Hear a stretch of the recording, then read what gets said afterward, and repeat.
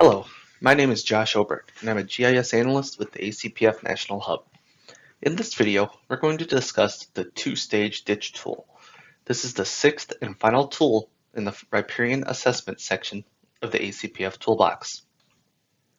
A two-stage ditch is a modification of the traditional trapezoidal ditch design to provide a low-flow channel and a vegetated bench that is flooded during higher flows. The vegetation provides some slowing of water where sediments and other heavier material in the flow might settle. A two-stage ditch is an in-channel practice. Where installed, two-stage ditches have been shown to reduce wetness in adjacent fields with subsurface drainage, particularly where tile outlets were frequently underwater. Additional benefits include increased bank stability and reduced maintenance costs, reduced downstream export of nutrients and sediment, and improved plant soil-water interactions within the ditch. Two-stage ditches are best suited adjacent to fairly flat fields with subsurface drainage installed. Installation often requires widening of the existing channel, and costs for installation and maintenance vary based on the existing ditch size and topography. The two-stage ditch tool is similar to the saturated buffer tool and helps guide planners to potential locations where two-stage ditches may work in a watershed. We'll get this tool running before we discuss how the two-stage ditches are determined. In ArcGIS Pro, we will open the catalog window in the right side of the screen if it isn't already open by clicking the catalog tab. Expand our ACPF toolbox and expand Riparian assessment. Double-click the two-stage ditch tool to open. This tool needs 14 inputs and produces one result. Once again, this looks more intimidating than it is. The first input is our stream reach. Again, this will be the same stream reach that you used to generate your riparian catchments. Since it is in our map, we'll choose it from the first drop-down, our stream reach with water bodies.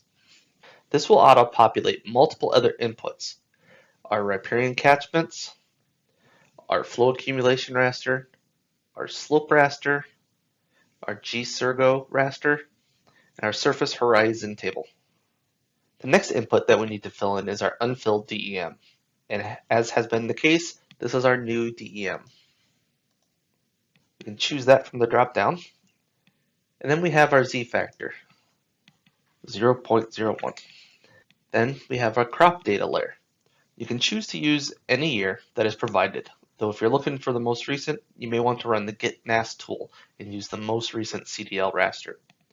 We'll choose the most recent year we have in our geodatabase. Click on the folder next to the input and navigate to our geodatabase. The latest year we have is 2022, so we'll choose that and click OK. We then need to set a minimum bank height, maximum bank height, percent of riparian zone that must be less than 5% slope, minimum drainage area, and maximum drainage area. Defaults are provided for all of these inputs, and we will use those defaults.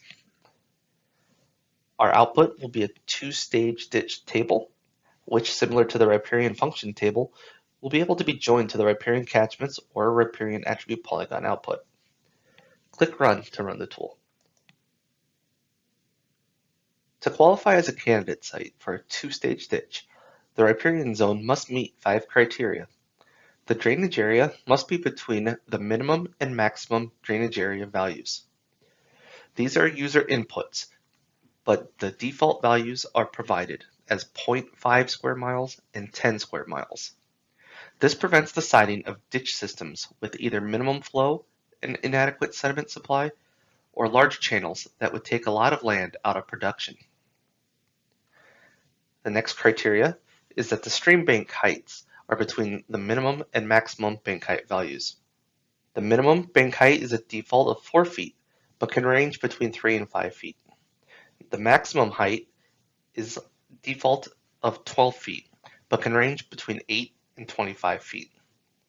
The minimum bank height ensures adequate ditch depth to allow for both a low flow channel and floodplain bench to be constructed, while the maximum bank height is meant primarily to prevent siting along very deep ditches, which may require a substantial amount of land to be taken out of production. The third criteria is that the channel slope is less than 2%.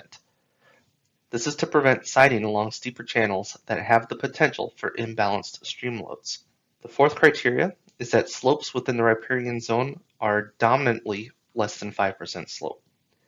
This is meant to avoid adjacent crop areas steep enough that there is a risk of erosion, as well as to prevent the need for grade control structures. The last criteria is that agricultural land must exist. This is going to be either cropland or pasture, so these are your is-ag values of 0 and 1. The two-stage ditch tool has finished running, and we can see that the results, a two-stage ditch table, has been added to our map.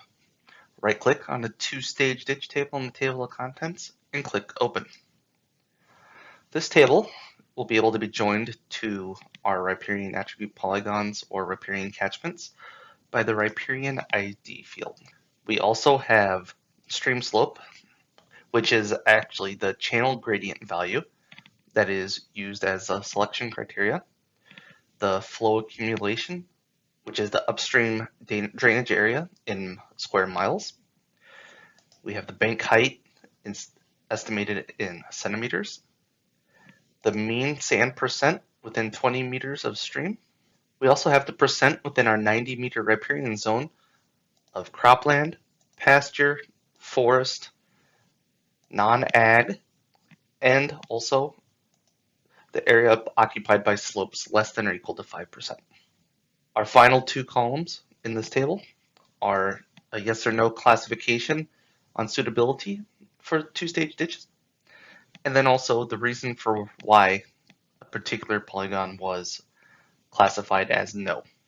This would include drainage area, land use, stream banks, stream gradient, and topography. To symbolize two-stage ditches, we will need to join this table to our riparian catchments feature class. To perform the join, right-click on our riparian catchments feature class in the table of contents, and go to Joins and Relates, and click Add Join.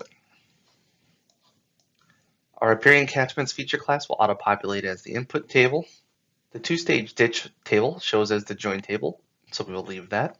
For input field, we will choose riparian ID. Since the two-stage ditch table has the same field, ArcGIS Pro recognizes that it exists, and we'll set that as the join field. Let's hit OK at the bottom of the Add Join window. Turn on and select riparian catchments from the table of contents on the left, and click the Symbology tab in the right panel to open the Symbology window. From the drop-down under Primary Symbology, click Unique Values. We will be visualizing on the Reason field, so we will select that field from the field drop-down.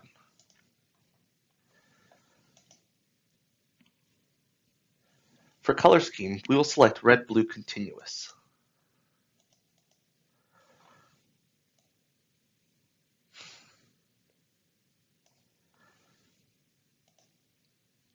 All of these reasons will be signified by a different shade, but let's focus on one reason in particular. All suitable areas will have a reason of suitable for two-stage ditch. Let's change this color to bring out those suitable areas.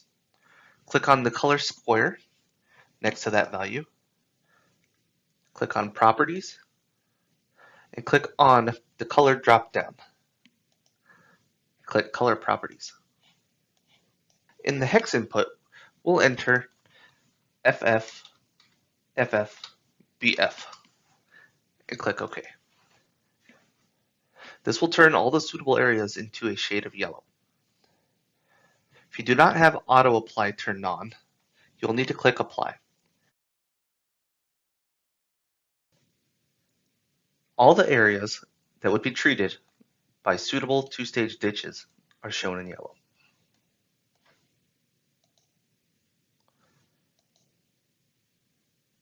To recap, we ran the two-stage ditch tool and discussed how the results were calculated.